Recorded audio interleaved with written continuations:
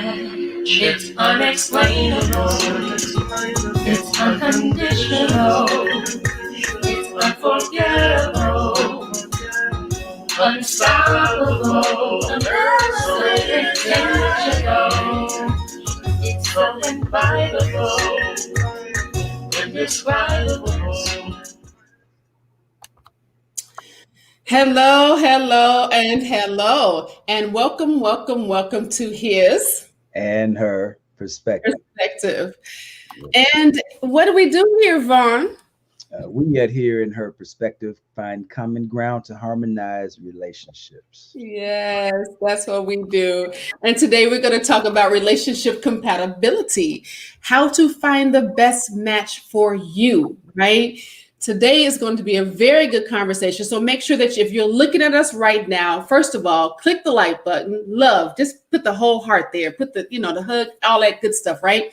Then share it and then do a watch party if Facebook will let you. Click and put it in some of those groups that you're in. Just share it because sharing is caring. And if you haven't already done so, make sure that you are going over to both of our pages over at Vaun, the Love Alchemist page, and Coach Michelamonè page. Follow us on Instagram. Go over to our YouTube page. Just make sure that you are sharing, subscribing, and don't forget to say something to us. Come in the room and say hi so we can say hi back. Speaking of hi, peace to the brother Yardley Bond from Brunswick, Georgia. Peace to my man Garthian. Thank y'all for joining us. Good to see you, family. Hello. How you all, brothers? Hope you all are doing wonderful this evening. So listen, we're going to get into this. This is going to be a very good show. We're excited about this today. Let's see, we got a couple more people that's on, but they're not saying nothing. But we're going to give you a little slack today. We're just hoping that you're going to say something. Let me fix my little camera, y'all. Okay, good. Got to see me right. I'm sending out a few more invites, see if we can get some more people to join us. I like these conversations. Yes, this is going to be very good. I'm excited. I'm really excited about this. Let me see if I can do a watch party today. Sometimes they'll let you do it and sometimes they won't. So let's see if Facebook is being frigid or friendly, as I should say, today with our watch party going on. How are you doing, brother? You're looking good over there. I'm solid. Thank you very kindly. And you are looking quite lovely yourself. Well, thank you very much. I appreciate that. Thank you very much. Speaking of lovely, there's my lovely wife in the chat. What's up, beloved? Hey, Desi. How are you, Desi? How you doing? Yardley says he's alive and upright. I'm glad that you are alive and upright, Yardley. Yeah. So let's see. I'm going to share. Let me see. I'm going to share this with my personal page. Share. Let's see. Share now. Then I got, there's so many steps you have to do now in doing this to make sure that we can get a watch party going. But I'm going to make sure. I'm going to try to get this. I heard that it'll let you. Oops, I'm sorry. Let's see. So not really. I guess not, huh? It's not going to let me. They don't be letting me do nothing. I don't think they being funny acting. They funny acting. Mm-hmm. It's okay. We're still gonna go on. The show does go on. Right. So listen, we're talking about relationships, all things relationships, and definitely relationship compatibility, how to find your best match. But before we do that, let's talk about the couple that is winning this week. The couple that is winning, let me share while I'm talking, is my parents, my beautiful parents who have been together as of yesterday. They have been together for 21 years. Oops, wrong page. Hold on, wrong page. They have been together for 21 years. And I love hearing, when I go home to Chicago, Vaun, I love to listen to them in the early morning, 6:00 in the morning. They will be laughing and giggling for nothing. You got 70-year-olds, 60, 63 and 70-year-old people just laughing and giggling, loving on each other just because. And I just think that that's so beautiful. So Mr. and Mrs. Nathaniel and Rosie Henderson, we celebrate you for 21 years in your marriage. I love you, Mom and Dad. Yeah, peace, Mom and Dad. Congratulations. And people say things like, laughing for nothing. And I know what you mean by that. Yeah. But the reality is that they're simply enjoying life. Yes. If for no other reason than that, that's Yeah. the reason.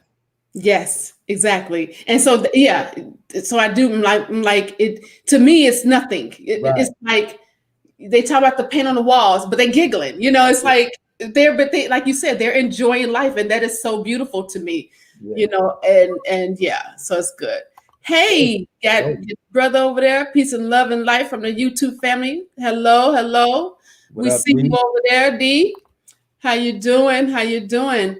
Make sure that you all are doing a watch party, sharing, sharing, sharing, sharing, sharing. So, well, let's go on into today's topic. Oh, real quick. If you have a question that you want asked of us, right, and you see one of our topics go up, because we usually put them on either a Friday or a Saturday before we actually go on, and you're not able to get on, but you just have this hot question that you really want answered, you can go ahead and call us at 304-60 Ask Us and get that question recorded. We can go ahead and play that question, and then we can answer your question online. So even if it's not about a topic or something that you want us to answer, if we get enough questions that have been asked to us that week, we can turn it into a Q&A for the week. But we really want a lot of participation. So just that number is there, scrolling at the bottom. Just do what you do. Right. Exactly. So listen, so we want to talk about this because we believe that there's a reasons why people's relationships aren't successful, and much of it has to do with chemistry and compatibility.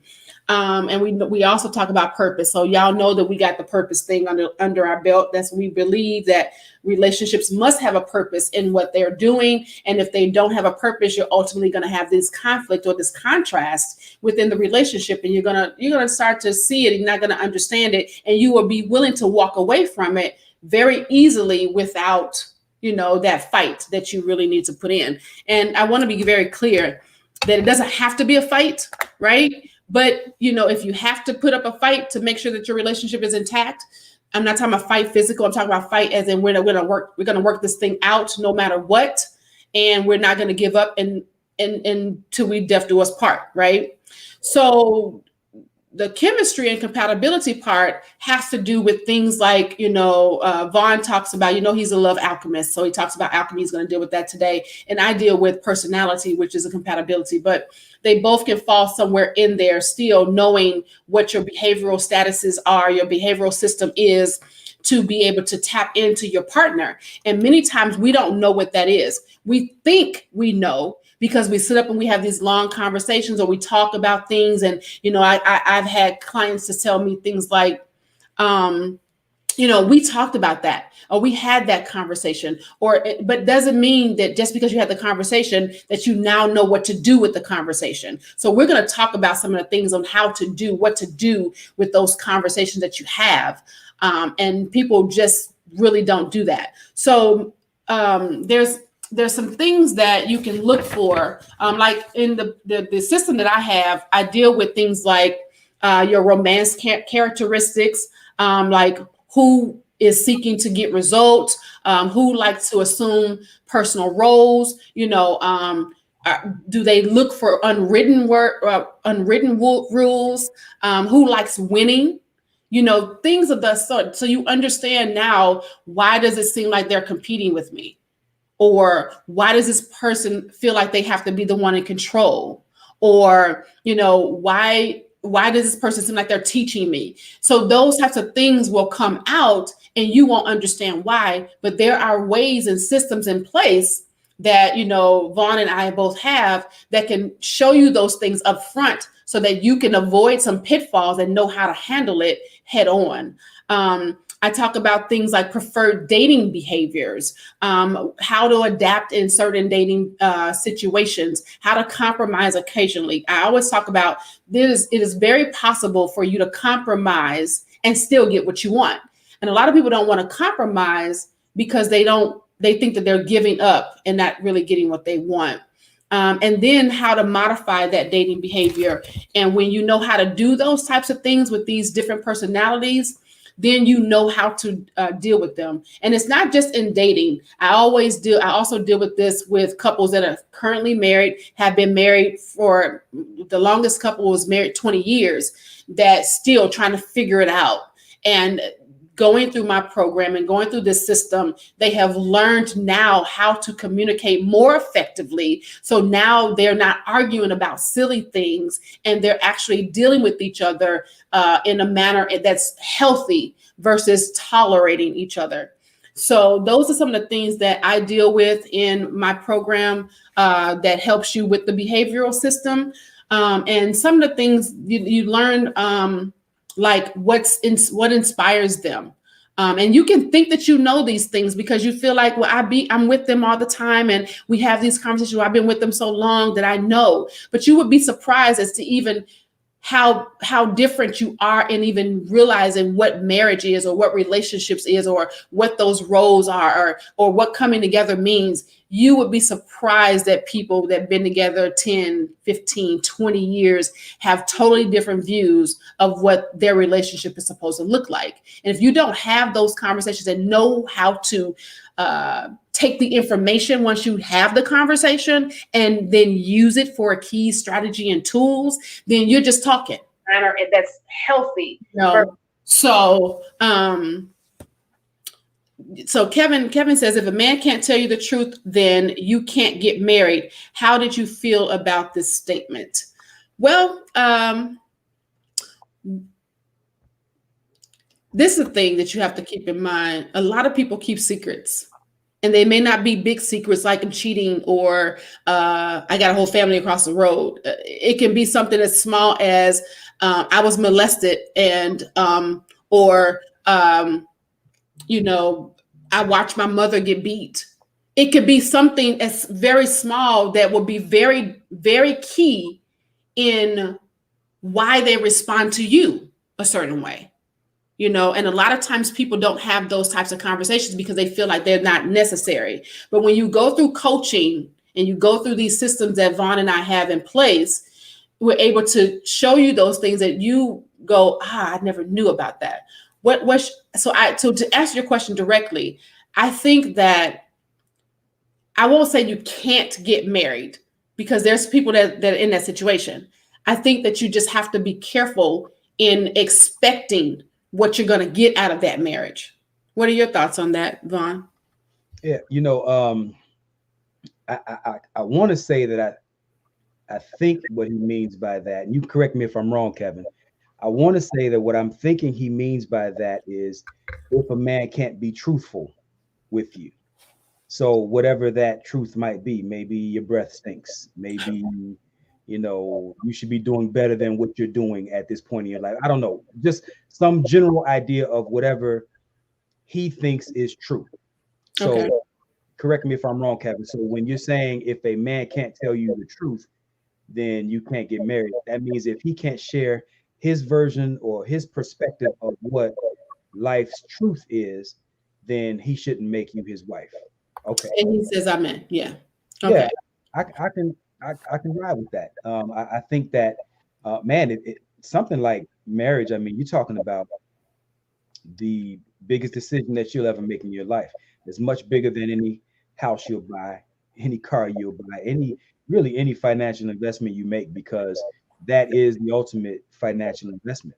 Right. And so if you find yourself at a place where you can't share your idea of what's real with the person that you are most bound to, then you should not be marrying that person. Because this is the person that you're the most vulnerable with, or you should be. Yeah. If you cannot be bare naked, literally, figuratively, in front of the person that you're saying that you're going to marry, you should reconsider.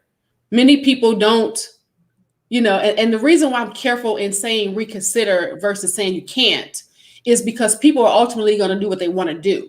Now, down the road, when they find themselves at this crossroad or this fork, and they're trying to figure out what they're going to do, stay or leave, then now they're trying to figure out where it went wrong. It went wrong because you couldn't, as Kevin says, tell your truth. Right. You couldn't be vulnerable and say and share any and everything you should be willing to do that. It shouldn't be anything that you can't tell your partner that you're going to hook up in the most spiritual way that you possibly can. Yeah. Yeah. No question. No question. Yeah. So, any questions that you all have about some of the things I just talked about with, the characteristics? Um, put in any questions that you guys have. What do you think about what I said, brother? One thing that stood out to me, you touched on the compatibility piece, and that's that resonates with me. The way you said that, just because you're not compatibility but compromising. You mentioned compromising, and so many people have this idea that compromising is losing, Mm-hmm. and that's an incorrect and a very unhealthy way to look at that. When I talk about compromise, to me, compromise isn't about me losing or you losing. It's about deciding that the other person has just as much right to be happy about the outcome as you Right, do. right, And right. so when you touched on that compromise piece, I think that's powerful. And there are a lot of people who don't really know the full, first of all, know the full value that lies in the compromise. That's one. And then secondly, probably more important, I think there are a lot of people who don't know what a healthy compromise looks like. And Right. so for that reason, um, people should be coming to you for that, because I think that's a really, really crucial part of what it means to relate in a healthy way. Yeah, absolutely. And I have couples that are coming to me premarital. I have couples that, like I said, been married for a while. They come and they get this assessment, this behavior relation. I call it my revealing the keys to relating program or strategy session. And in that strategy session, they take this assessment. I reveal the assessment in a 60-minute session. We talk about the keys and the strategies and the tools that actually come in that, to be able to help you now to better understand your partner and what their communication style is, how to be able to know that you guys are a really good match. And again, y'all know who I am, as far as in the spiritual world. I rely upon. I'm not some psychic and none of that, but I do have. I am a prophet. That's it. Okay. So I do rely upon heavily on the spirit to be able to discern exactly this couple's strengths and where their weaknesses are. So I'm not coming in and giving you some really pretty, this beautiful flowery view of what you think it's going to be. I'm coming in and giving you some straightforward things and how you're really doing. Like, I just met with a couple a few days ago, who've been married for 7 years. They've been together since 8th grade, and they've been married for 7 or 8 years, and they're now struggling with their communication. And a lot of the things they knew, they said, well, we kind of talked about that.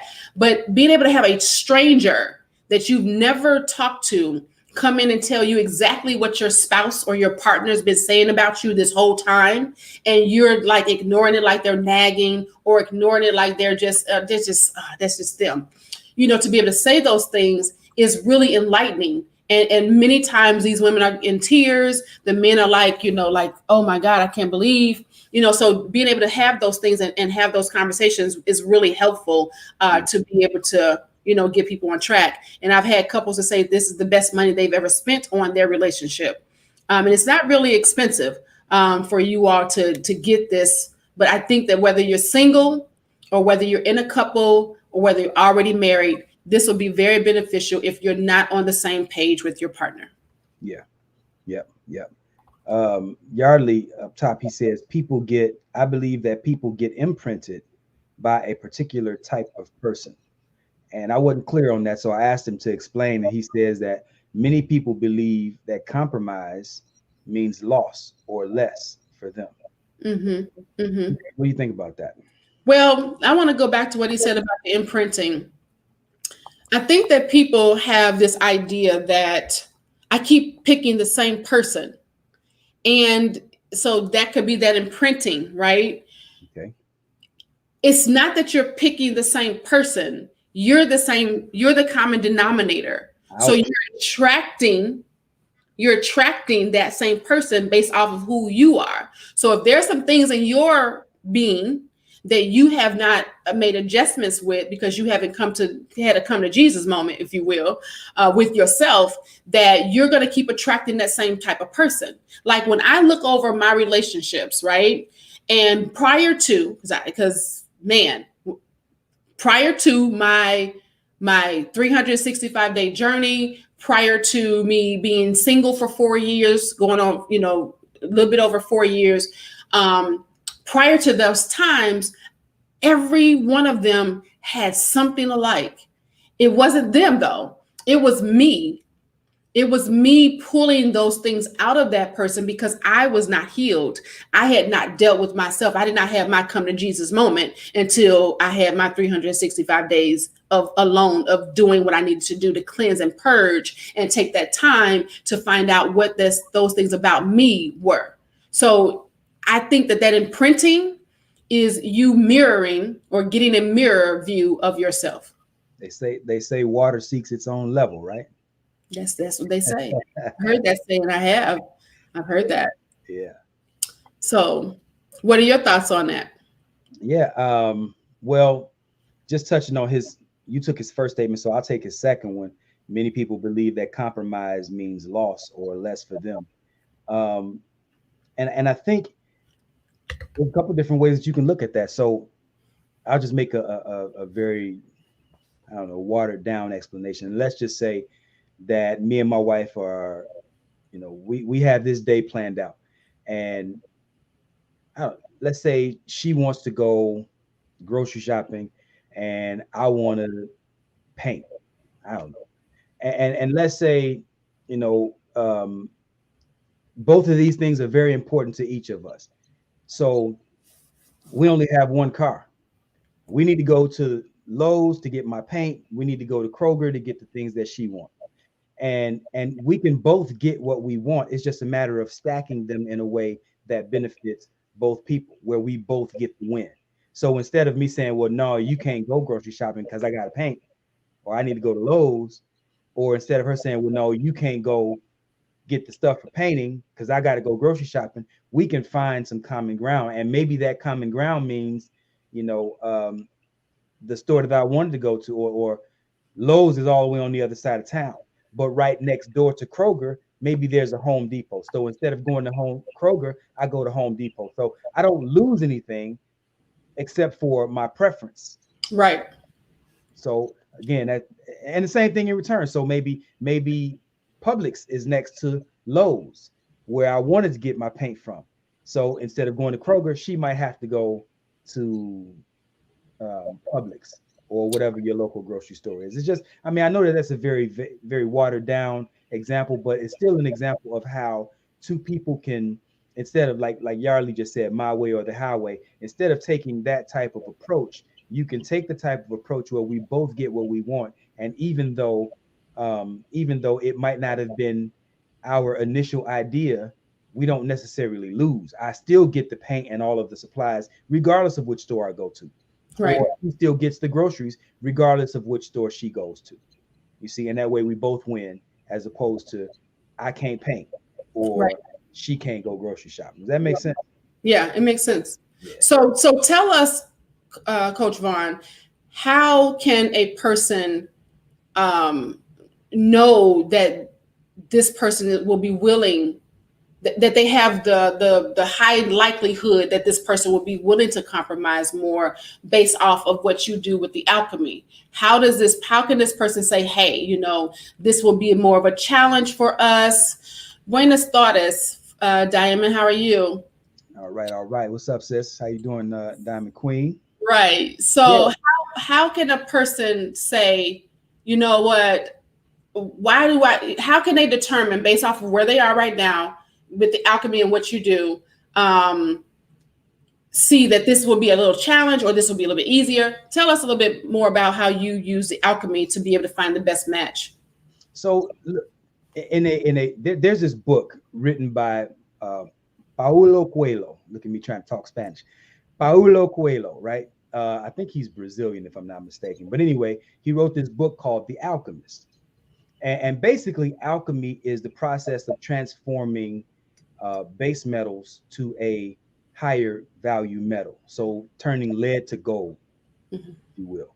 And so Okay. what I like to do, what I think of myself as taking relationships from a very basic state, and we know that the average relationship, basic relationships fail.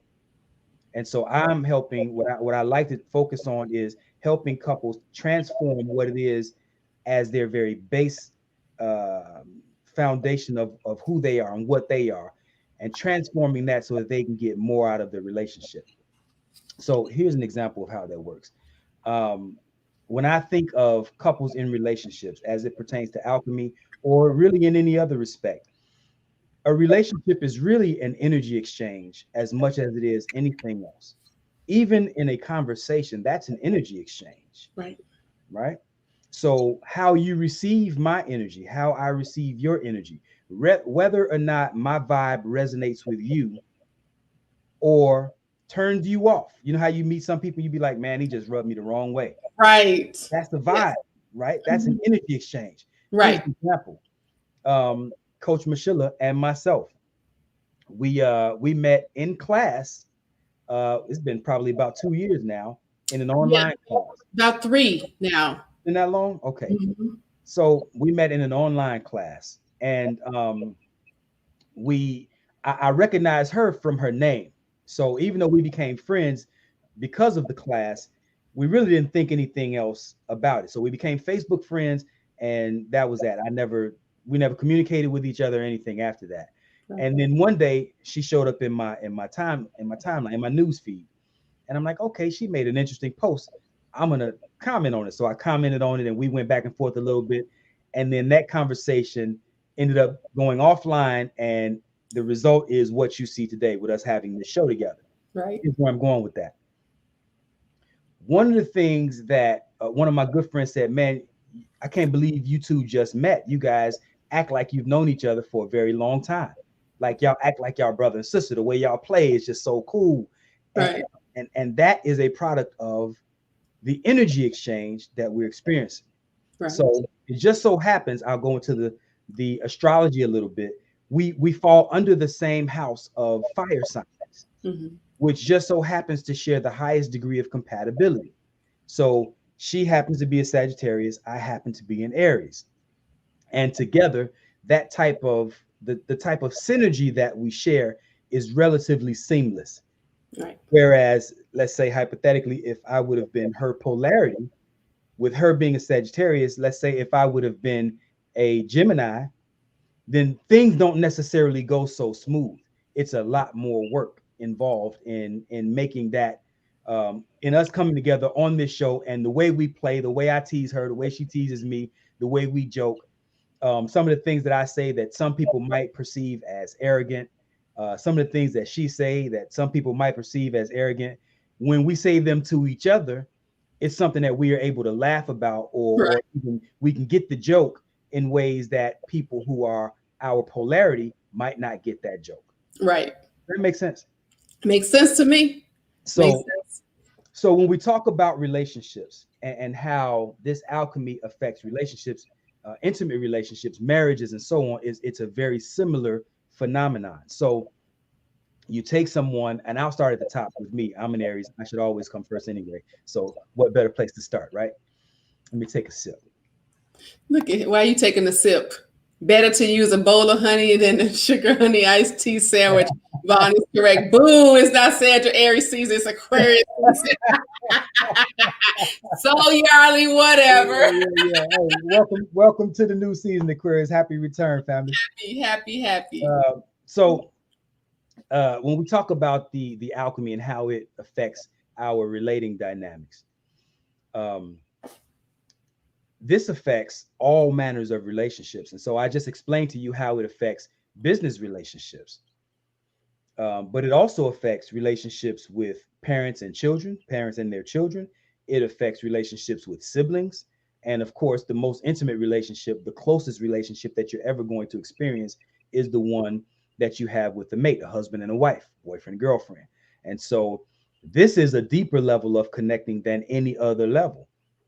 And so if myself as an Aries man, I set out to find a spouse, I need to understand that the most challenging relationships, that there are a series of very challenging relationships out there for me, and there's also a series of easier to achieve harmony type relationships, right? So the most complicated relationship on paper now, the most challenging relationship that I'll come in contact with as an Aries is going to be with Libra. So on paper, and some of my good friends are Libras, but I understand the dynamic when I'm relating to them, when I'm talking with them, when I'm joking. My buddy Kevin, who just commented on the page, he's a Libra. That's one of my better friends. Okay. Right. So we're all, but I understand how his mind works, and I don't know that he necessarily understand that I'm using this alchemy as I'm relating to him, but I know how his mind works. I know how he thinks. I know how he rationalizes, just like my other Libra friends. My daughter is a Libra, and she and I are very close. But I'm telling you, while she was growing up, we were not very close at all, and that's because I didn't understand then the things that I know now. So Right. over the last uh, 10 years or so, I had a lot of undoing to do in order to get to a place where we could, now we laugh and joke and we're very playful, and our relationship is very close. So my wife, on the other hand, is a Pisces. Now she falls under the water sign, okay, which many people would say water and fire, too much fire and the water evaporates, too Yeah. much water and the flame goes out. So Right. you really need to find a healthy balance in order to make what? Steam, Theme. Right. right? Right. Right. And so we've been married now for 30 years, going on a total of 32 years relationship time, and there's still a lot of steam. Yeah. So here's how that works. I had to understand that I have a tendency to be a bit much, right? I could be a bit much. Just a little bit. And my wife happens to be a pretty sensitive person. And Yeah. so in order for that dynamic to work, it's going to be a lot simpler of a process for me to tame how expressive I am, how impulsive I am. That's a simpler process to tame that than it is to tame how sensitive she is. Yeah. Right. And so I have to look and make an accurate assessment of what it is that I have. Do I want this woman in my life, or don't I want this woman in my life? And if I do want this woman in my life, then here's a list of adjustments that I might have to make in order for us to maintain a harmonious relating. So Right. this is an Aries and Pisces relationship. This is also so I'm talking about water and fire. Right. So this is an Aries and a Pisces relationship. That's me and my wife. There's also the Sagittarius and Cancer dynamic. And then there's also the Leo and what's the other water sign? Scorpio. Right. So I'm going to go from the top and just give you a list of, if you just picture a clock, there are 12 positions on the clock, 1 through 12. So number one, of course, is Aries because we're the best. So See? take a sip. You want to take a sip on that one? Yeah. I can't with you. That's what he was talking about, but that arrogant thing that we just kind of laugh at because But everybody knows that I'm just serious. we know. Yeah. All right. Serious. So here's let's see. Kevin says the translators of horoscopes indicated and proven those scientific facts that Libras are the realest, coolest, and the most respected people in the world. Even Jesus was a Libra. Dig that. That's debatable. We can touch on that a little bit later. But there's a lot of opinion in there, and it's just inaccurate.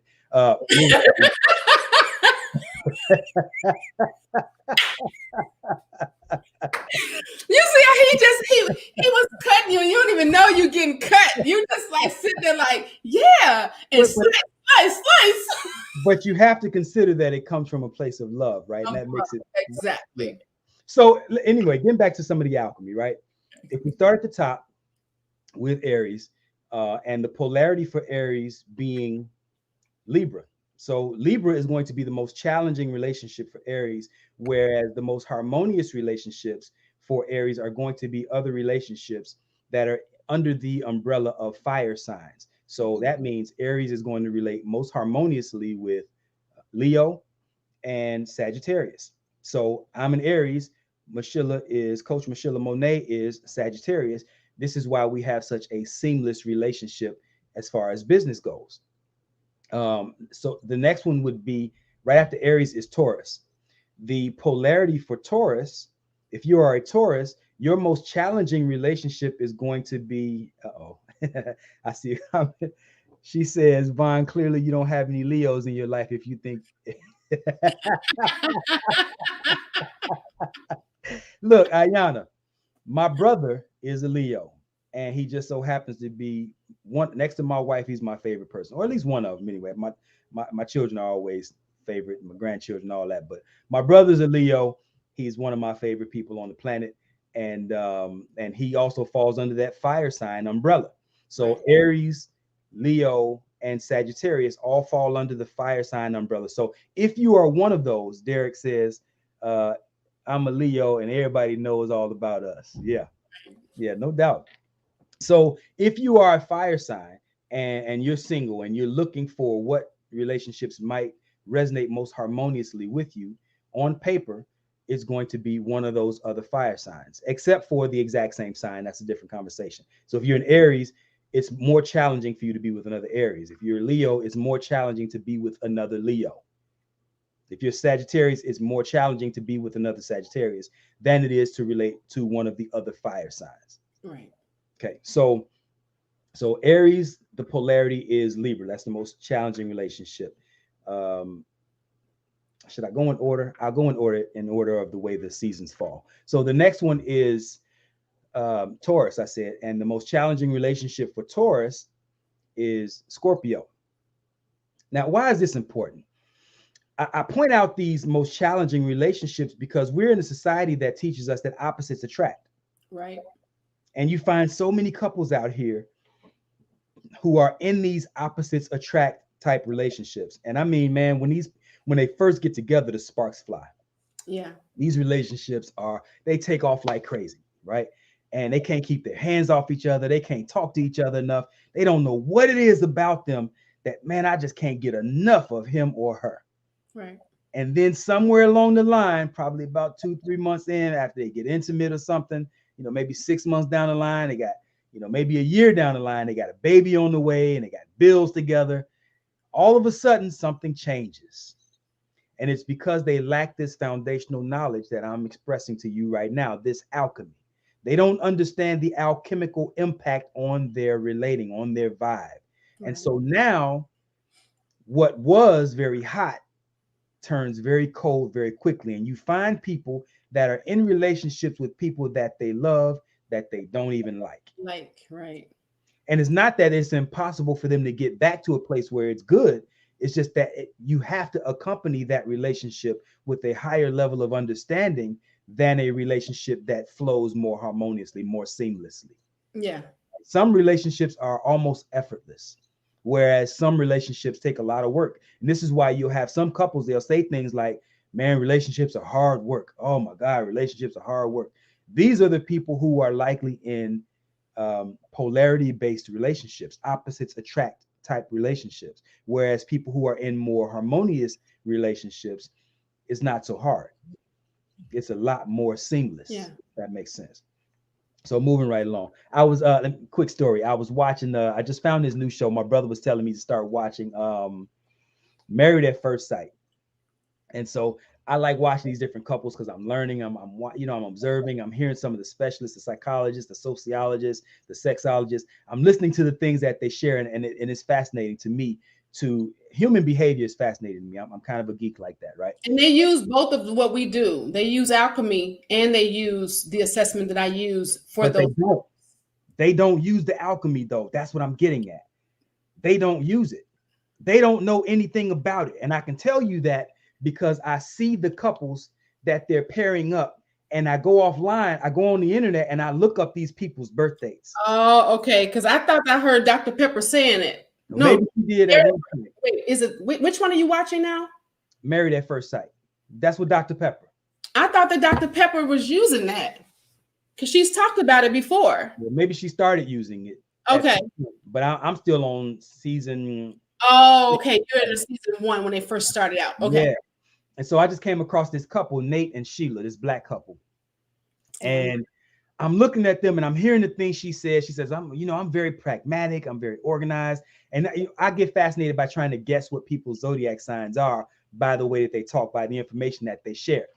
And so I'm listening to her and I'm like, I told my wife, I said, she's a Virgo, I bet you. And my wife's like, how you think so? I'm like, yeah, she's a Virgo. And I'm listening to Nate talk and I said, I bet you he's an Aries.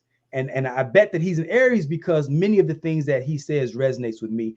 He talks in the way that I would talk. He rationalizes in some of the ways that I might rationalize. And so I'm thinking he's probably an Aries, and I'm almost guaranteeing that she's a Virgo. And so we look it up online, and she was a Virgo, and he was a Pisces on the cusp of Aries. So he had a lot of Aries tendencies, even though he fell right outside of Aries, the Aries window. So he's March 19th, and Aries kicks in on the 21st. There's a 5-day bleed over, right? Okay.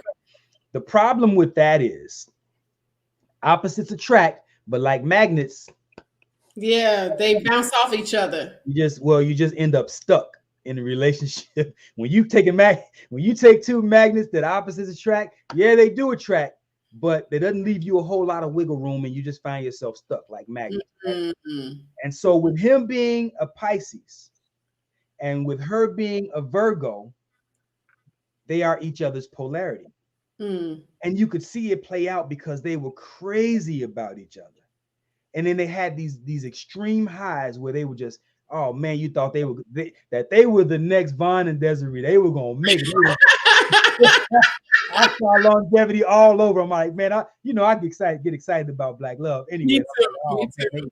They got what it takes. I said, I'm thinking he's an Aries and she's a Virgo, that can work. Right. I hadn't considered that if he was a Pisces, if he was closer to that edge, that it was going to be a problem. And so I looked them up, and of course, he's a Pisces, she's a Virgo, and needless to say, they split. So but they had these extreme highs, but they also had some extreme lows. Right. And the extreme lows were way too heavy to compensate for the amount of highs that they had. So I'm using that. Let me just speed through the rest of the wheel, and then I'll throw it back to you. So Taurus, the most challenging relationship is Scorpio. That's the polarity. The most harmonious relationships for Taurus are Virgo and Capricorn. Those are the other earth signs under that umbrella. Then you move into Gemini, and the Gemini is an air sign. The most challenging relationship for Gemini is Sagittarius. So if you have a child that's a Sagittarius, if you have a best friend who's Sagittarius, or a spouse, whatever, those are the most challenging relationships. The other signs that work well with Gemini, the most harmonious, are the other air signs, which are Libra and Aquarius. Okay, hope y'all writing this down. Right. The next one is what falls after Gemini is Cancer. Cancer is a water sign. The most harmonious relationships for the water signs would be Cancer, Pisces, and Scorpio. Those are your water signs. But the polarity for Cancer is Capricorn. So that's going to be the most challenging relationship for the Cancer. And then the next one is Leo. The most harmonious relationships, I already went over Leo with the fire signs. That's Sagittarius, Aries, and Leo. The most challenging relationship for Leo is Aquarius. Okay. And I think, is that it? The next one is Virgo. That's the last one. Virgo. The most challenging relationship is Pisces. The most harmonious relationships with Virgo are the other earth signs, which are Taurus and Capricorn. I think that's the end, right? That's 6. So anyway, that's pretty much the end of it. As far as that's the base of it. Now, it also goes into a whole nother lane with the Chinese part of the astrology, where you have the rat, the ox, the tiger, the rabbit, the dragon, the horse, the sheep, the monkey, the rooster, the dog, and the boar. Okay, those are that's another 12 o'clock, 12 slotted wheel. And that plays right into the Eastern zodiac, which is what we do with the Aries, the Taurus, Gemini, etc. So all of those work together, and that is the foundation of the alchemy. And each of these different signs have behavior characteristics, behavior traits, communication styles that are inherent to each person. Mm-hmm. And are there variances? Of course, Right. right? And we can get into that later if you want. But the point is that each of these people have a certain style, certain rhythm that is either going to rub you the wrong way or is going to resonate harmoniously with you and allow you to have a relatively seamless relationship. And Right. again, I'll add to that that a jerk is a jerk. It don't matter what your sign is, right? So if you're a jackass, it don't matter how good it looks on paper. It's gonna have a hard time working. So Absolutely. I think you had a few comments in there, and we can get to Yardley, it. first of all, happy birthday to you, Yardley. And then I want to put on my tin cap and go to this one because I want to talk about this. I don't understand why people don't use astrology as a factor to form relationship. It tells you basic understanding of personalities. Well, let's go back to the time when we were saying, "Hey, I'm a Sagittarius. What are you?" What happened in that? That was creating some harmonious relationship, that was creating some things. So what started happening is now, you have the religious institution saying that's voodoo, or that's evil, you don't believe in that. If you look through the Bible and you do some real, I ain't talking about that reading, a scripture here and there because just to get your reading out for the day. I'm talking about when you go into the Word of God, okay, you're going to see it talk about the stars. You're going to see it talk about the different alignment of the stars. You're going to see it talking about how even according to when Christ is supposed to return, that these stars are supposed to create this dynamic where once it falls into the womb, which looks like a womb when you look at these stars, just different things, that this is what's going to happen. So it talks about that. It clearly. So when you think about, now we're not doing it. Now, people are not walking up and saying, "What's your sign?" To get that, because when you say, "Oh, you are that," or "I ain't talking to you," Yeah. we have that. So you gotta understand why they're not doing it. Yeah, yeah. It used to be a real way that we would introduce ourselves, or the way we would meet somebody, and it ended up devolving to what we call a pickup line. So, hey girl, what's your sign? Oh, you a Sagittarius, word, and that's what it ended up devolving to. But it really is a true measurement of how you're going to relate to someone. It's almost like saying, where you from? Yeah, yeah, Because I know that if you're from the Midwest, you like fish and spaghetti, but if you're from Georgia, you like fish and grits, yeah. right? And So it's the same thing with how I do with the personality test. Because I have several different ones that I use, but mainly the one for the relating with the communication. If you know what an INFJ is or ENFJ is, you're going to be like, okay, yeah, that don't go with me, or that does go with me, or whatever. But you would know that, and then even like Coach Vaun said, how you can hear them talking, you would hear those things.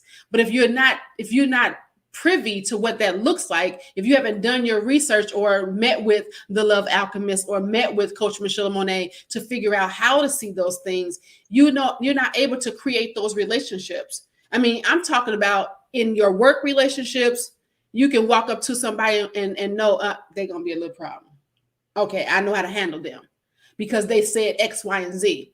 Or, just different things that you'll be able to know. And it makes a lot of sense as to why we would do that, or why would we would be informed or educated about these things in order to be able to have more harmonious relationships. But it also makes sense as why it's not done anymore, because we've been told that it was evil. yep. Look, I have a coworker, real bright guy.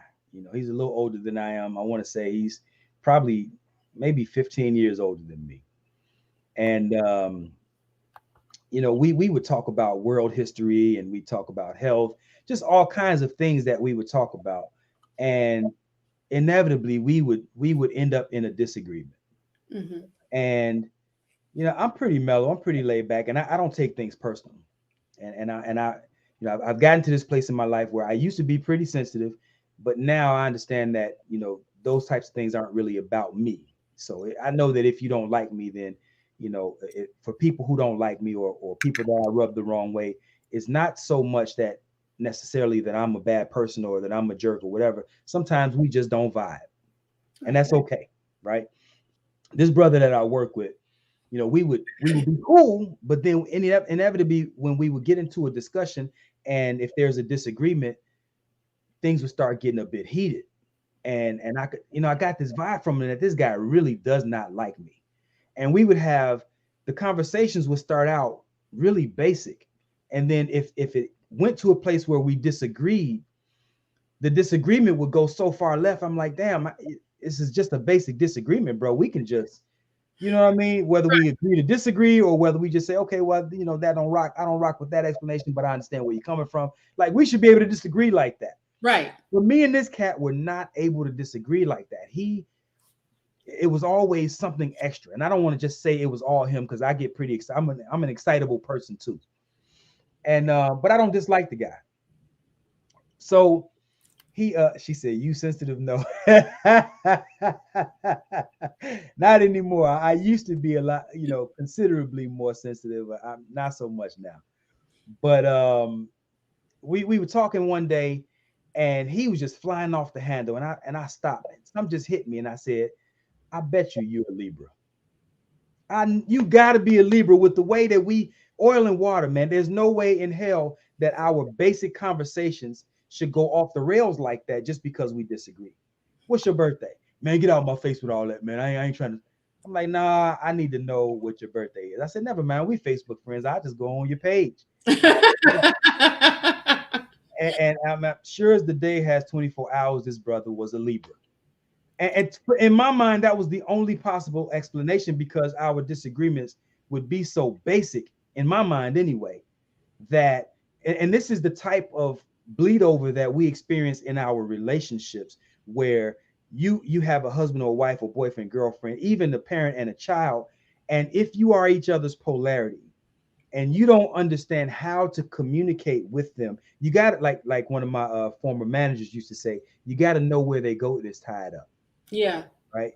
And so if you don't know where someone's goat is tied up, if Right. you don't know how to meet them where they are, then you'll be banging. It'll feel like you're banging your head against the wall just to get some of the simplest points across, that for whatever reason, you can't understand why your point isn't resonating with them. Right. That's the importance in the alchemy.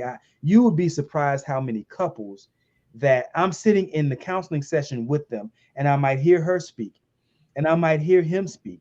They're in an opposites attract type of relationship. They're saying the same thing and they can't hear each other. Yeah. Man, I mean, it's mind blowing to watch it. And so I'm the mediator, right? I'm the gateway or the liaison to say, hey, look, y'all saying the same thing, fam. My wife and my daughter have this same situation. She's a Pisces. My wife is a Pisces. My daughter is a Libra. So that's okay. But in the Chinese astrology, my wife falls under the boar and my daughter falls under the snake. They are each other's polarity. Mm. And so that one is even stronger than the Western or the American zodiac. So even though I'm an Aries and my daughter's a Libra, my wife and my daughter being boar and snake, that one is even more challenging to find harmony than mine and hers. And I listen to them sometimes and I'm like, y'all saying the same thing. The same thing. And now we're all at this point now where we can kind of laugh it off. Yeah. You know what I mean? But even now, there are times where they're saying the same thing and they don't realize it, and it can lead to conflict. And that's the thing. People don't understand that effective communication is simply this, because if I have done polls on my page, do you think that you're an effective communicator? And most of them be like, yeah. No, if you, this is what effective communication is. Effective communication requires these things. You to be able to convey to the person that you're communicating with in a manner in which they can receive it, process it, and get it. And if they haven't received it, processed it, and got it, you're not effectively communicating. I don't care how eloquent you are. I don't care how many degrees you got. I don't care what are the things that you think that you got on this person. If they can't get you, you're not effective in your communication. Mm-hmm. Mm-hmm. So you got to know how to relate to that person. And so you're kind of like, this is one of the main reasons, Vaun, why I'm like, why people cheat. I mean, like, you ain't got no time to be cheating.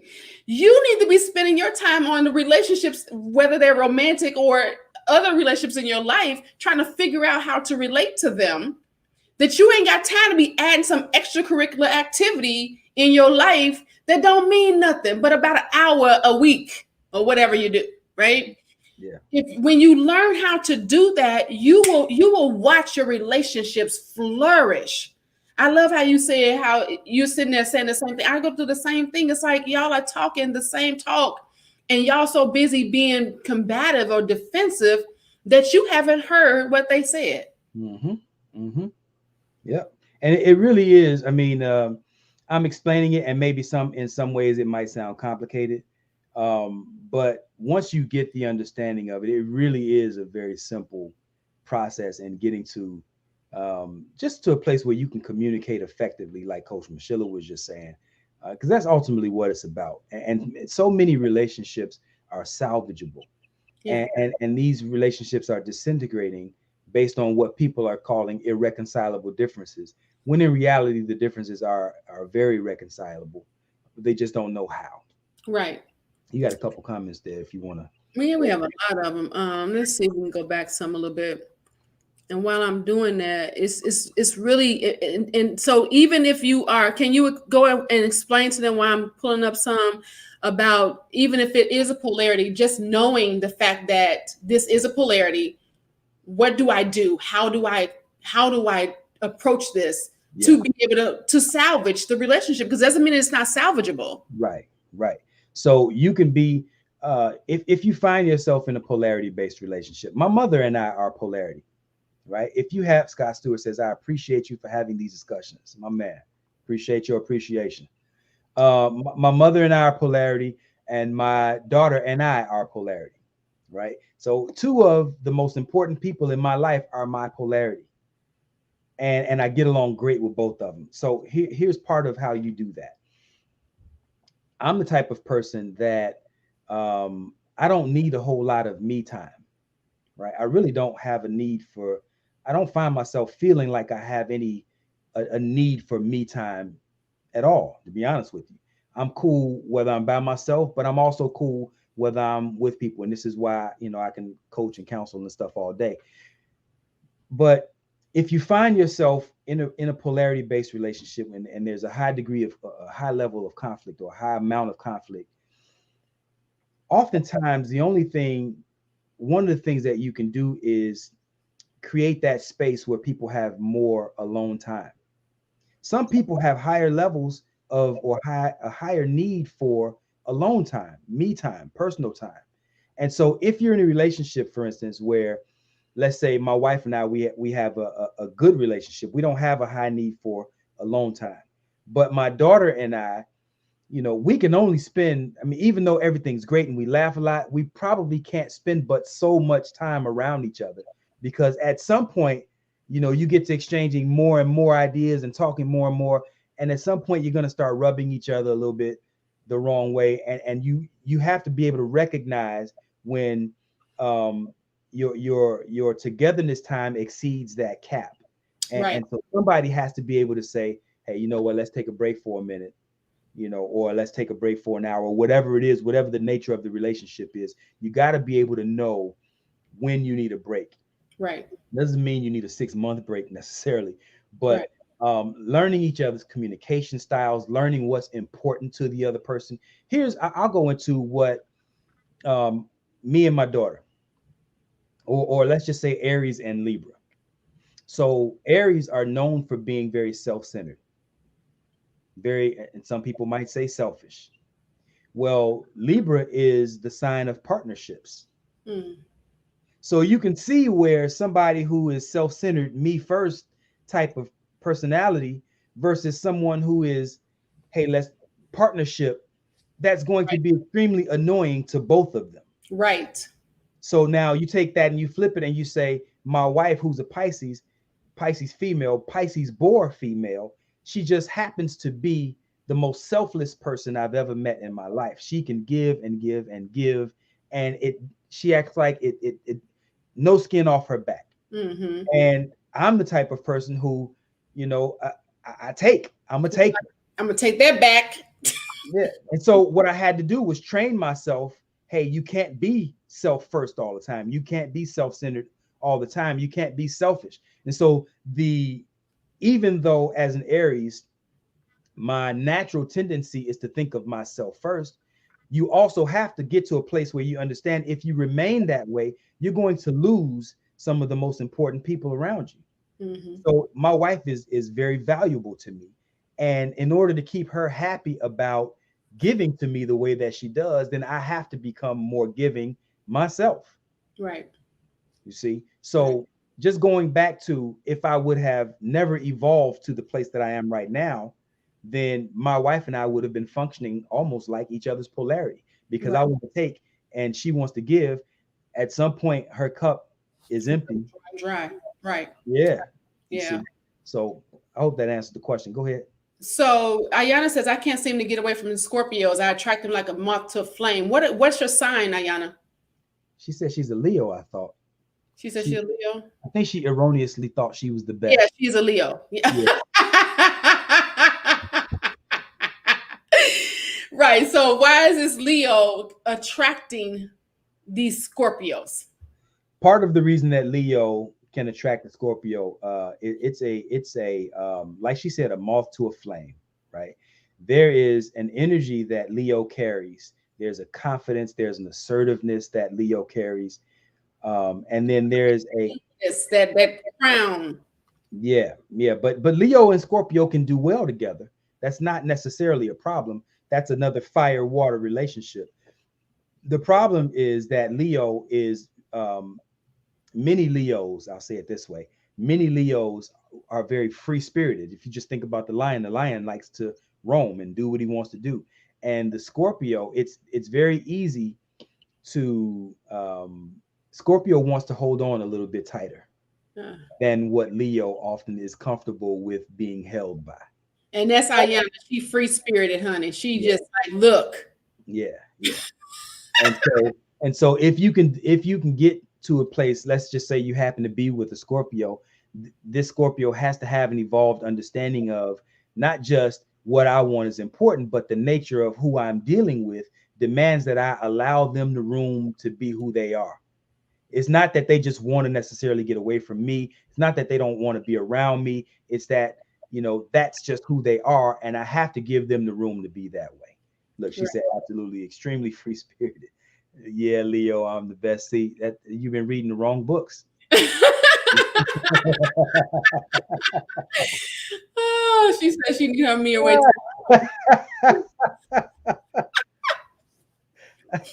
And this is good because these things are necessary. And many times people will try to. I really want to tap into the part where, because like the assessments that I do, you have to be well trained in order to get it. The same way with alchemy, you can't just go and read a horoscope and think that you're gonna get it right. You can still be aloof in what you're doing. So if you really want to dig into what we're talking about, you really need to make some appointments with Coach Vaun or myself to be able to find out these things, because these things are really important if you have purposeful relationships. Like I'm an ENTJ, and that means I'm extroverted, intuitive. I'm an ENFJ, extroverted, intuitive, feeling judgment person, which means that I'm extroverted, which means I get my energy from being around people. I'm intuitive, so I can see things. I'm kind of an empath. Oh, not kind of. I'm really an empath. I feel. So if you speak to me and you talk to me and you say, well, what do you think about this? Because I used to be a TJ, I will be able to tap into my thinking really easily. But if you really want to tap into my soul, you're going to ask me, what do you feel about that? And so when you say that, automatically something within me goes, hey, yeah, this is what I feel. But if you don't know how to talk, I mean, just little bitty things like that. You may be saying to your guy or to your girl, what do you think, baby? And they're like, I don't know what I think, because they're feelers. Yeah. You'll never understand that. And it's not just a woman thing either. It's not, because some people say that all women just want to feel, but I tell you what, you want to talk to a woman who's a thinker, Talk to an Aquarius female. Mm. The Aquarius female is a thinker by design. Doesn't Yeah. mean that she doesn't feel, but they are highly analytical. They are intellectuals, and so they think. What? I think Diamond said she was an Aquarius. Was that you, Diamond, that said you're an Aquarius? Who said they were an Aquarius? Go ahead. I'm sorry. Yeah. So the Yarly's an Aquarius. Okay, who sorry. who is Yarly's an Aquarius. okay? Yeah. So Yarly is an intellectual. We already know that just from interacting with him right here. Right. So the Aquarius, the air signs are your intellectuals. They are more likely to think, right? Not that they can't also intuitively feel, but Right. to your point, you are a feeler. My wife, she's a water sign. She is a Pisces. She is the most feeling of the zodiac, right? Right. And Right. so if you ask her anything, well, I feel, and so here's the thing about that. I'm a thinker. I don't really feel very much at all. I think if you stick me with a pen, I'll be like, well, I think that hurt, right? Right. but my wife though, she's a feeler. And so when you don't when you can when you operate with a level of understanding of what you're dealing with, Yeah. then it allows you to appreciate what the other person brings to the table rather than being dismissive of the fact that they don't think the way you do. They feel in Yeah. ways that you might not necessarily resonate with, but you still appreciate the level of intellect, the level of intuitiveness, the level of intelligence, and how smart that their smartness. You can appreciate what they bring to the table, even though they don't operate the way you do. Absolutely. So even like when me and Vaun talk, when we're planning our shows, I don't say what do you feel about that. I say what's your thoughts, because I know that he's a thinker, and I know that's going to resonate. He's going to get his brain going to just go. But before, I remember when we first started that, and I'll be like, so how do you feel about that? And he'll be like, well, let me push that around in my head some. I And I'm just like, what do you mean push it around in your head? Just give me an answer, man. You know. But I realized what I was dealing with when I was like, so now it's like, what's your thoughts? What do you think about that? And watch so him he'll wind him up and watch him go. right. And he'll say to me, how do you feel about that? And so it's the thing that you have to know how to respond. And it's just little bitty things that once you're trained and you have these sessions, you figure those things out. You'll be walking around your office, you'll be in the store, you'll be doing all types of things, pointing people out. Oh, they this, they that, they this. And it'll help you really relate better to more people. He said we both wrong. Aquarius pours their universal knowledge down onto the zodiacs to drink from. Aquarius male as well. Aquarius feel emotions very intensely, but do not allow their emotions to control. Did he say to drink from? Look, let me say one thing about Aquarius, right? We have just come into the Aquarius season. And the Aquarius, they are the type of mind that are committed to their opinions. Yeah. Right. Now, everybody don't operate that. Some people can operate in a space where they say, yeah, well, I think this, I think that, and they can more readily accept when their opinions are not necessarily the facts. But to the typical Aquarius, their opinions are the facts. Yeah. And this is why he just made that very incorrect statement above. He's like, yeah, you're both wrong. It pours into the universe. I just love it when Yarly show up because he gonna bring the smoke. He bring the smoke. Yeah, Yarly's a sharp brother. I like him. So this is really good, y'all. Y'all really need to, if you're having challenges within your relationship, I don't care if it's with communication, if it's with intimacy, if you're not in a relationship and you feel like I am not in a relationship because I've been through all these different challenges and now I need to find out how do I get to the position where when I'm getting ready to put myself back out on the market again, what do I do to make sure that I'm in position to attract that right person, that right match to me? We need to, that's what we do.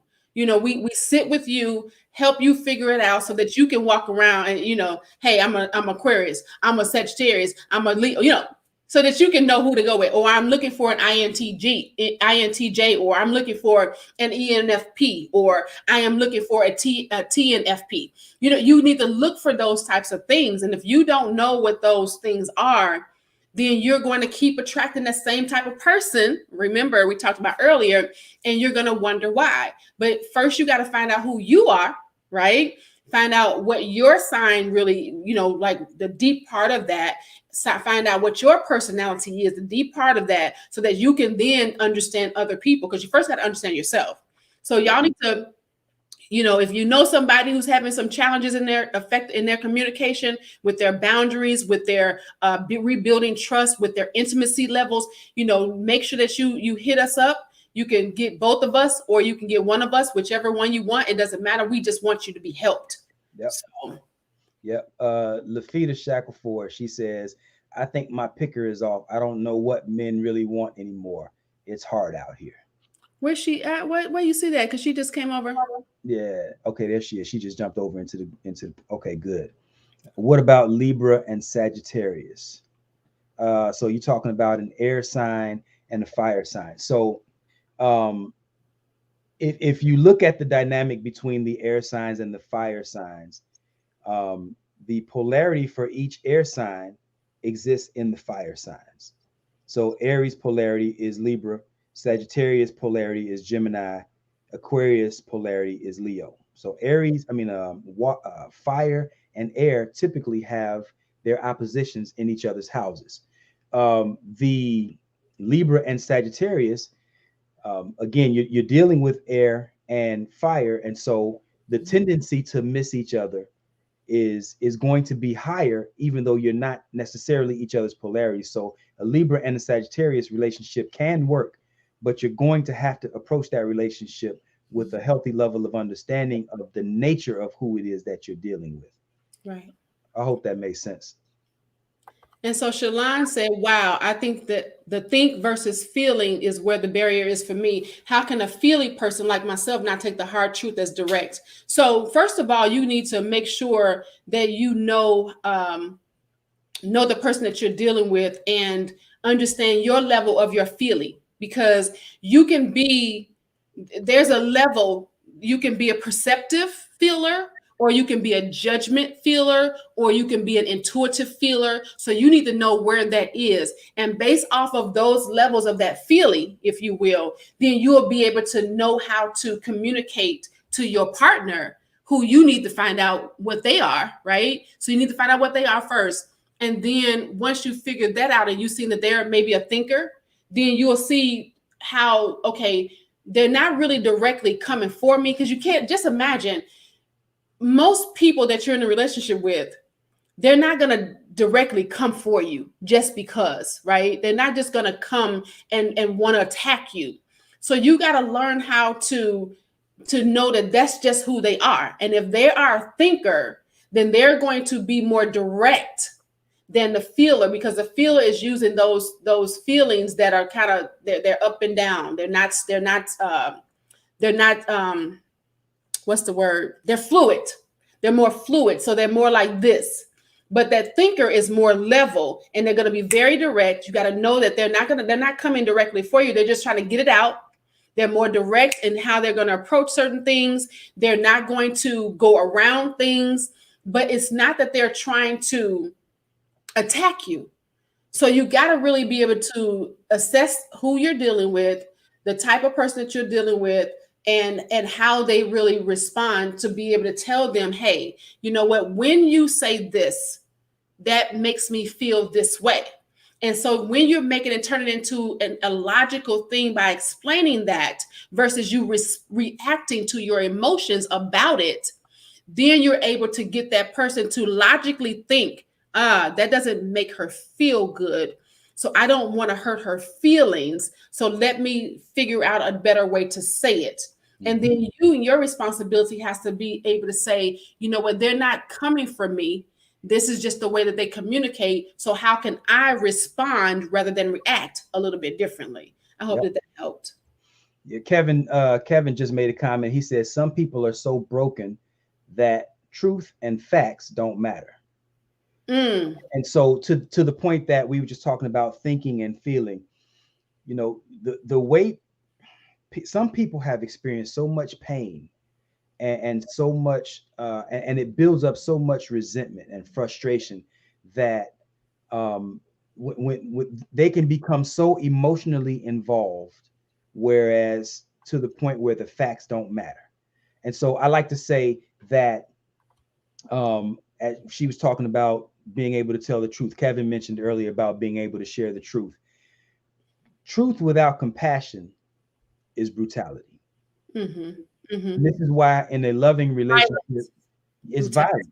violent. And this is why in a loving relationship, there's no room for brutal honesty. You see, truth without compassion is brutality. If you are in a relationship with somebody that you care about, there is no room for brutal honesty. It's not. So when we tell somebody, even in our directness, we can be direct with a level of compassion that shows them or expresses to them that we're concerned about how they feel as we communicate our truth to them. Because Yeah. just because something's true to you doesn't mean that it's absolutely true. Right. It's your There's no perspective. absolute. Yeah, if I come into the room and I say, damn, it's cold in here, my wife can be sitting right next to me like, no, it's not. Right. Well, that's my truth. It's cold to me. Well, brother, put a sweat on in. Get your hat. You got your hat, get your coat, you know. So just because something's true to you doesn't mean that it's absolutely true. So Right. always express truth with a level of compassion that shows that you're concerned at least about how your words will impact the person that you're communicating with. Absolutely. I always tell my clients that just because you feel like it is what it is, don't mean you need to say it. It is what it is. You Right. need to find out how to get that out without it coming across. And I'm just going to be brutally honest. No, then you're fighting. You're being aggressive Yeah. with your words, and more aggression with your words is stronger than you punching somebody in the face. It will last longer. And people don't understand that you really got to get to the place where you're not just verbally saying things just because you think that somebody needs to know the truth. Right. If you're telling the truth and it's harming them, then you're not really being truthful, Right. because truth does not harm. Mm. Right? You got to check your motive on why you're telling the truth. If your motive is to harm, then what are you doing? That's not really what that is. Yeah. Um, Some people keep it real and some people keep it real stupid. Real stupid, right? So she said, let me go back. Ayana says, I need help in tolerating dudes long enough to even think about a relationship. Michelamonè, I'm done again. Don't be done. We just need to get you to where you are now knowing how you communicate so that you can come in up front and have that. I'm telling you, I'll give you all an example. It took I have been an entrepreneur since I was 16 years old. I mean, I was doing braids in the backyard. I was selling I was doing some everything. I was going to just always work for myself, and every now and again I would get into positions where I was a vice president of Chase Bank, just different things in management positions, district manager, running 3 different states, where I still had to have that control, that power, because that's just who I am. I'm a dominant in my in one of my personalities. I'm a dominant, or I'm the driver of the situation, which means I'm coming in and I'm calling the show, right?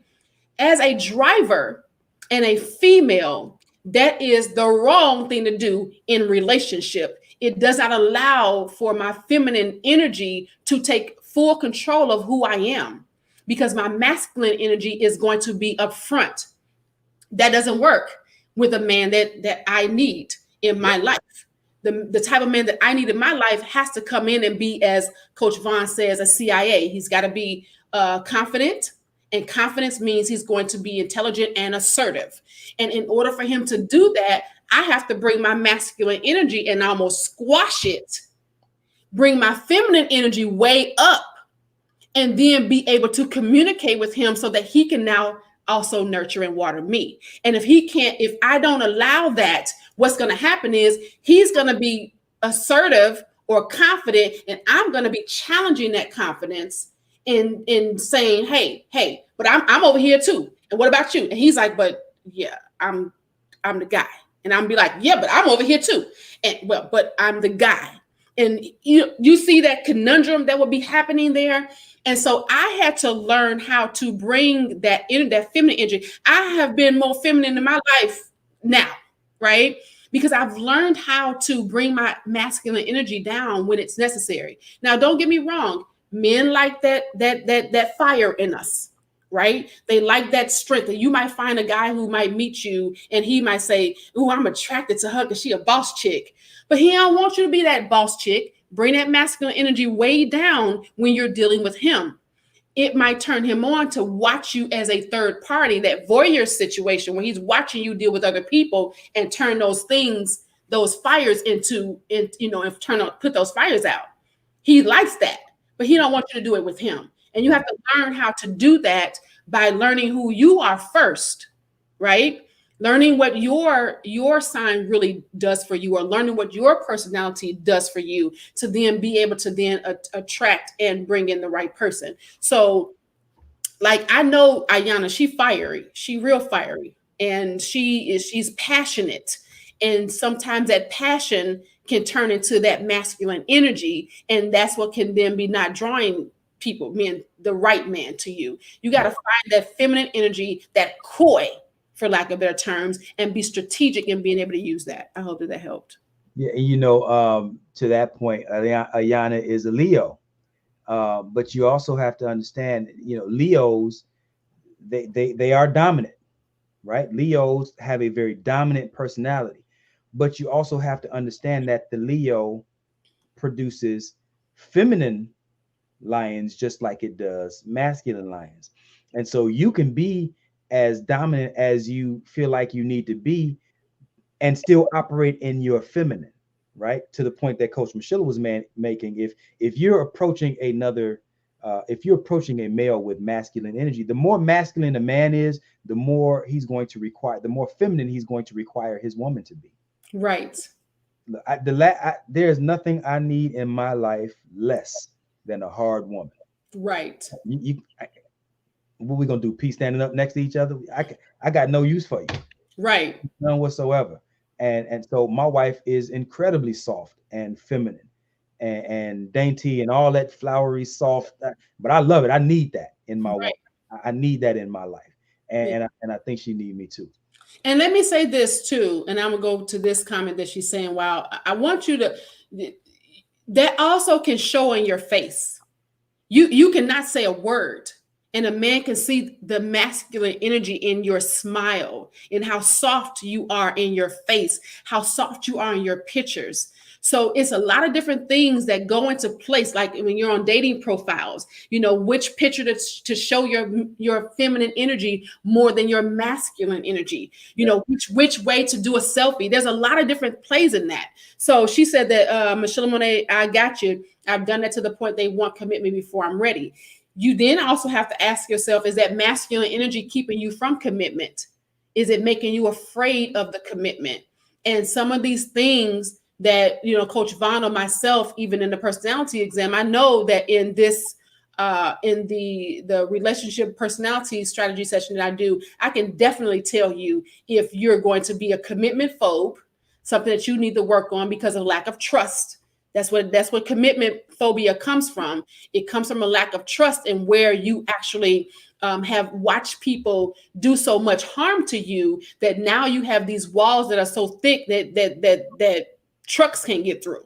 So you got to then find what that looks like and why that is there, so that you can start to open yourself up, and that can bring that masculine energy because you're protecting. Remember, women are naturally nurturers. Nurturers do this. We bring in. Protectors do this, to protect out. And so if you are in your masculine energy and you're not trusting, you're protecting. This is what you're doing the whole time. So that's not going to attract. You're supposed to be this way. Let me gather. Nurturers gather. That's what we naturally were wired to do.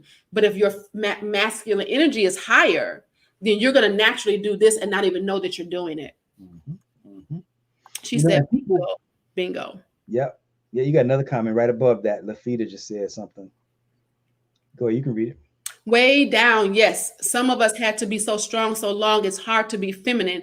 But I do know that I don't like being alone, and finding a partner is very important. I truly need this information. Thank you guys so much. I'm very soft now because I love the reaction from men. Absolutely. It Yep. is so, and see, I'm going to tap into that really quickly. One of the things that we have been taught through entertainment, through media, that we don't need men because we can do it on our own. So what this has taught us to do is automatically have this masculine thing going on, and so we don't want to be vulnerable because we don't want to be hurt.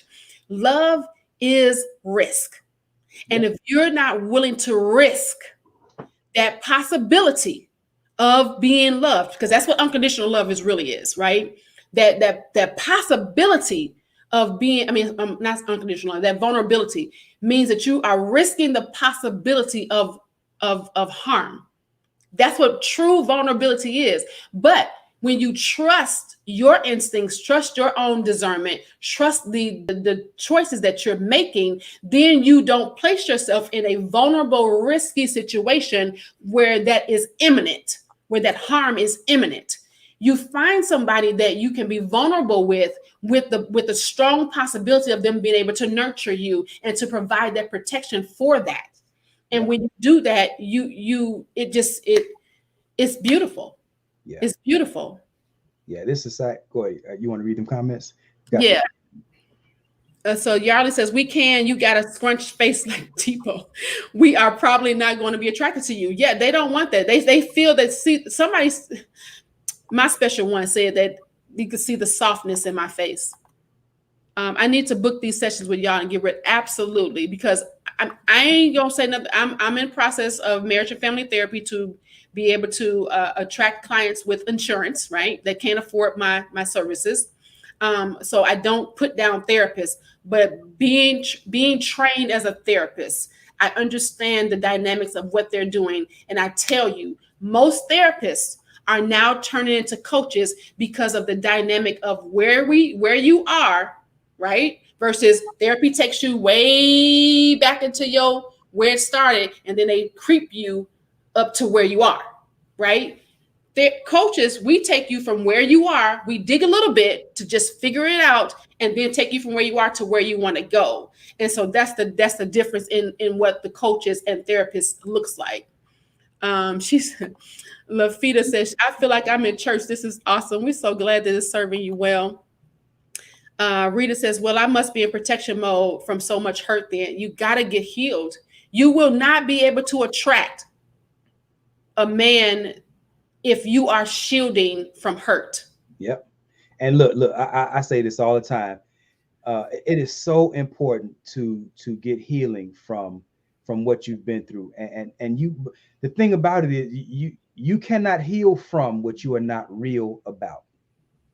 Okay. So the first thing you have to do is get real. And Black people, like nobody else on this planet, we need therapy. Yep. We need coaching. Mm-hmm. And ironically, we are the people who are the least likely to get this help because we think that you crazy if you go get therapy Or you weak. or that you weak. But you need a culturally relevant therapist, Yeah. culturally relevant coaching, like Coach Michelle and myself. But here's the problem, Rita. If you don't heal from what hurt you, you will bleed on people who didn't cut you. Yep. I love that. Say it again. If you don't heal from what hurt you, you will bleed on people who didn't cut you. So that means every relationship that you're going forward into, you're taxing new people from payments that old people gave you. Man. Right? So you might meet a guy, you could meet your soulmate. I mean, you could meet the guy of your dreams who is there to serve you in ways that you have never been served before. But if you show up without that healing, you'll run him away just like he was a regular dude that was going to do you harm. Yep. So you got to get that healing. And this is what we do. And not only that, I mean, we love doing what we do. You know how some people work at you go to Walmart and the cashier just sitting there like putting the oranges in the cart, in your receipt. Thank you. Have a nice day. They ain't happy to be there. No. Right? They ain't no part of what they're doing. They just can't wait for the end of the day. Right. Yeah. But the thing about Coach Michelle and myself, we absolutely love doing what we do. We look forward to it. And I think for me, the biggest part of all of that is I love seeing the results on the other side of helping people. I've had people come to me after coaching with several different counselors, several different coaches, several different therapists. And I should show y'all. I'm gonna show y'all one of my reviews, a couple of my reviews, one of these times when we come on here. But I love to hear people get to a place where they've been looking forward to being, that places that they never even imagined that they could be. And these are the types of things, these are the types of growths that you experience as a result of getting with the right coach. And this is why I also stress a culturally relevant coach. Yeah. Translation: if you black, you probably need a black coach. But it can't just be any black coach. I mean, black don't necessarily qualify. Just because it's a black business don't mean you're supposed to give them your money. They got to be right. They Right. got to do the right thing. They got to serve you in ways that actually benefit you. Right. Right. And so again, that's why I say culturally relevant. Yeah, you got to be able to connect with them. That's why you do discovery sessions. We offer, myself and Coach Vaun, we offer discovery sessions for you. I don't. Do you charge for your discovery session? No. We don't. I don't charge for mine either, so that you can get a gist of who we are, so that we can see if we vibe. Because I turn down clients that I don't vibe with. Right? Why? Because again, we're not about the money, although we need the money because I do this full time. Okay, uh, but it's not about that. It's about, can I transform your life from where you are to where you want to go? That's what Coach and I. That's what Coach Vaun. Perfect example. We had a situation where we had a couple online, and I had to call him up and say, "Hey, Coach Vaun, let's tag team on this real quick." I had said to the couple, hey, dot. And Coach Vaun, who wasn't on the phone with me for an entire hour with this couple, tapped in and told them the exact same thing that I told them. So we were right there. So y'all know, if y'all get with us together, you're going to get one and the same, just on different levels. And I love the fact that we are where we are. Coach Vaun has been married for as long as he's been married. Y'all know my story about the marriages and divorces. Y'all know that. So we have these two opposite spectrums of the dynamic, but we come together so very well to help you get transformation.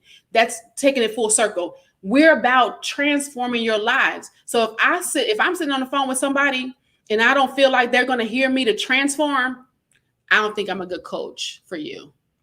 You might want to find somebody else. I'm not going to take. I don't want your money. Or I had a client that just wasn't listening to me. Everything I tell her, I know, Coach Michelamonè, I know you told me to do, but I just couldn't. I was just mad. I don't want your money anymore.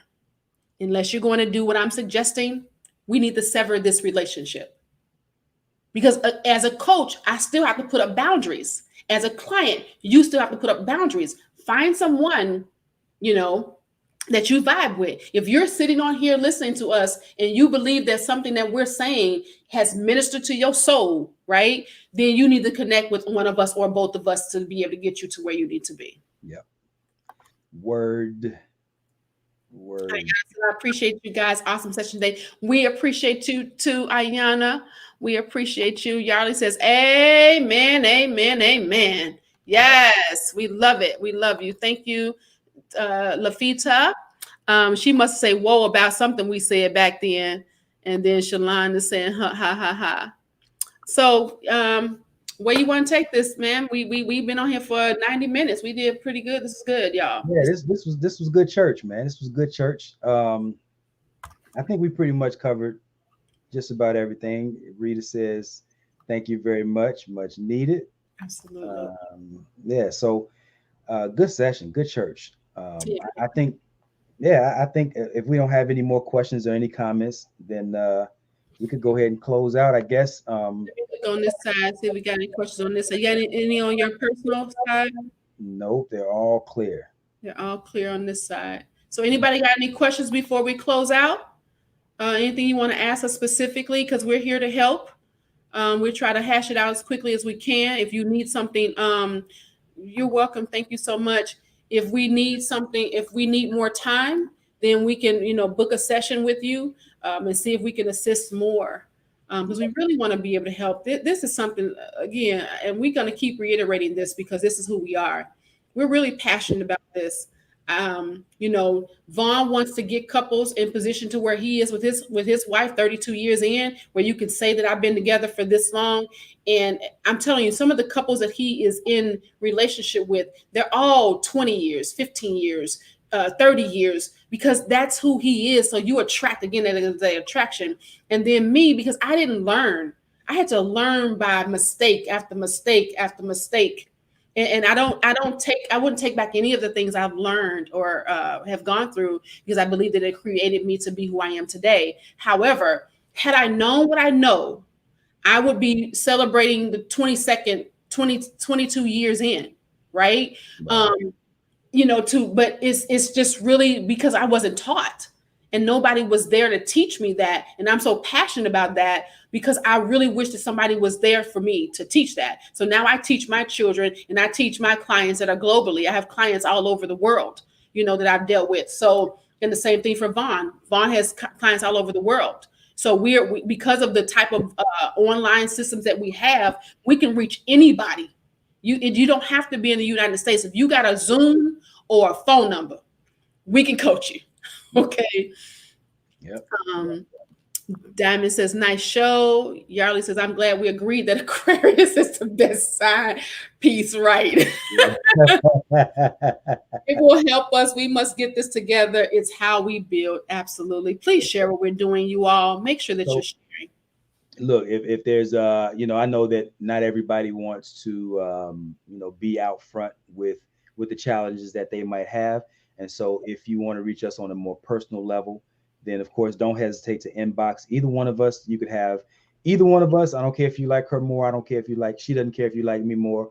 If you want us both together, like she said, the important thing is that you get the results on your life that you're looking for. So don't hesitate to reach out to either one of us or both of us. That's it, man. We really appreciate y'all for spending this, man. Y'all hanging with us. What is it, 90 minutes now? 97 minutes now. Oh, one more thing. If you all, because, sometimes if you have any groups that you would like us to come and speak to, whether it's on Facebook, whether it's at your church, whether it's at your organization, because we believe that relationships are the key. What is that? 85% of your overall life is affected by your personal relationships. How well you do in your personal relationships, 85% of that comes, or how well you do in your career, your business life, your whatever, depends on 85% of how your personal relationships are doing. And if you're not at your pinnacle in your business, or you might even be doing good, that means if your personal relationship is not doing well and you get it on point, think of where you can really be. You can really be at your best if you get this part. Because some people feel like, well, I'm doing good, I don't need no relationship. Well, if you're doing good, then you could be doing amazing if you got the right relationship in your life. Yep. So yeah, that's a fact. So reach out to us. We do speaking engagements and all of that stuff.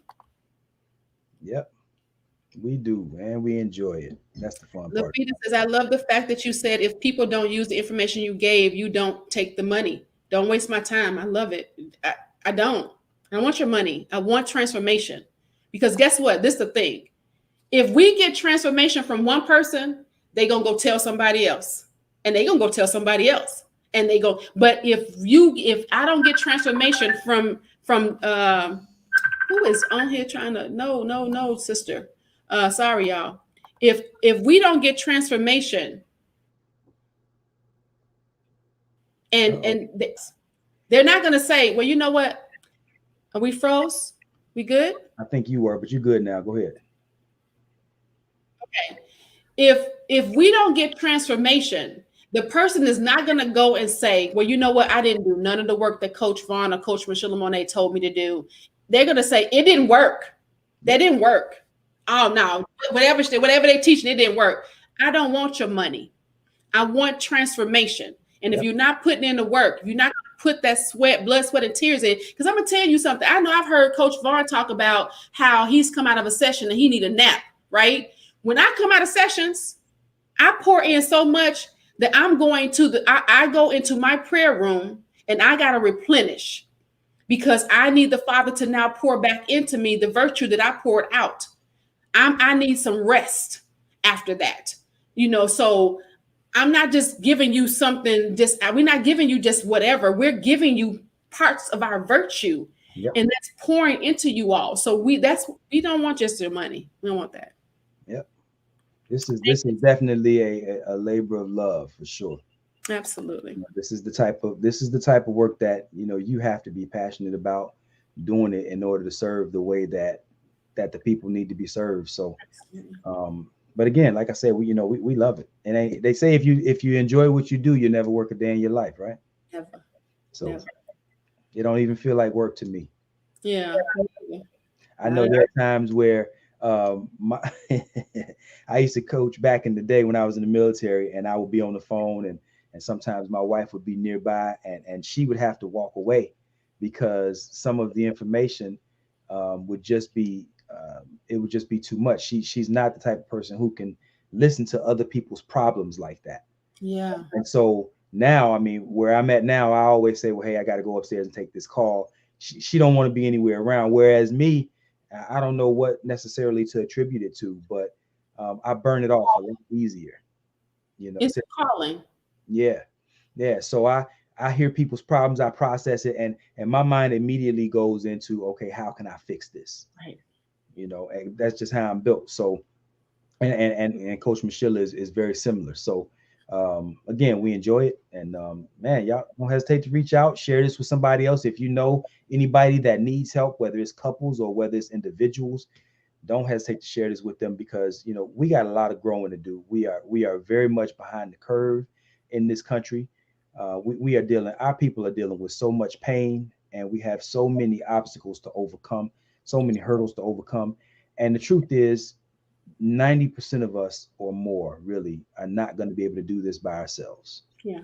You need help. Most people are going to need help. So um, don't hesitate. And you're not to. You weren't created to be. The Bible says that we it is not good for man to be alone. So we Yeah. have to know that we are not islands unto ourselves. Fix Yeah. the bridge. That's So you want to close us out? Yeah. Hey, look, it's been what, an hour and 40 minutes. So we really appreciate y'all. You could have been anywhere in the world, but you're here with us. And for that, we are eternally thankful. We love y'all. We appreciate y'all. Thank you. Bye. Peace.